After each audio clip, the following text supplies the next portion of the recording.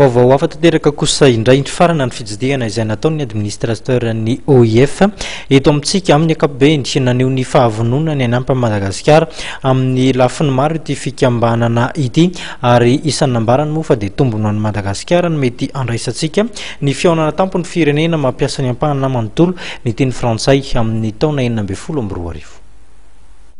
Anoana ny Madagasikara raha teknika amin'ny fampandrosoana amin'ny lafiny fitsarana, kolotsaina, fampandrosoana maharitra, fampianarana ary fanofanana arak'asa ny OIF.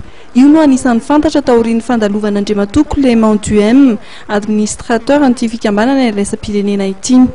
Apetraka eto Madagasikara mahasoivoan'ny fivondronam-ben'ny tany mampiasa ny ampahana manontolo ny teny frantsay na ny OIF ho an'ny faritra Oseanina Indianina.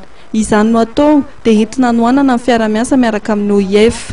Noho i Madagasikara anisan'ny candidat amin'ny fandraisana amin'ny fihaonana tampony firenena mampiasa na manontolo ny teny frantsay ny taona 2014 dia izy niraky ny OIF ho avy eto amintsika hanao tombanezaka mialohan'ny 7 Novambra hanatanterahana amin'ny fihaonana tampony ny OIF any Dakar any Senegal. Ary amin'io fihaonana tampony any Dakar io no andraisana fanapa-kevitra na ho tanterahana eto Madagasikara na tsy izay fihaonana tampony ny OIF amin'ny taona 2013 izay.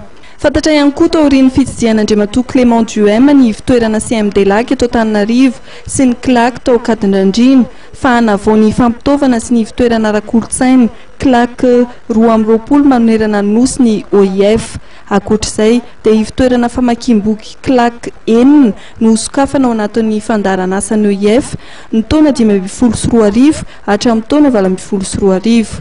Nandritra ny fandalovana teto Madagasikara teo noana tamin'ny tompona andraikitra samihafa eto amin'ny firenena Andriamatoa Clément Duhem, administrateur ny OIF. Omaly ohatra dia ny filoham-pirenena Hery Rajoelina Ramampianina no mifampiresaka taminy teny amin'ny lampam-panjakana teny Avoloha.